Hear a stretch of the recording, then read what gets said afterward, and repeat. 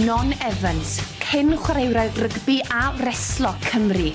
Fi'n hala hanner yn fywyd i'n ymarfer, felly fi mewn shorts, tracwisg, na beth fi'n mwynhau gwisgo. Byth yn gwisgo ffrog, byth yn gwisgo sgert, felly mae wedi bod yn streso fi mas ers mis Mehefin, ers i fi gael y gwahoddiad. Yr achlysur derbyn MBE. Fi'n hoffi ffasiwn a fi'n joio mynd i siopa ac yn y blaen, felly fi'n hapus iawn i fynd gyda fe, ond mae rhaid i fod yn gyfforddus.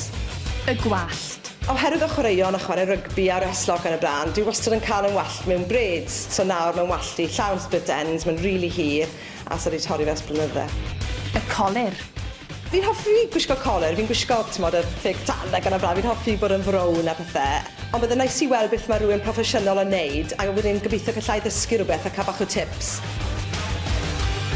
Beth fi'n dredo fwyaf, dim y gwisgo, mae'n don y gwallt, achos fi ddim yn gyfarwydd â cael gwallt lawr. Os fi ddim yn hoffi'r gwallt, gallai os fy nôl i'r ferch sy'n dod i'n braids a cael ei wneud eto. Y lle gwisgo.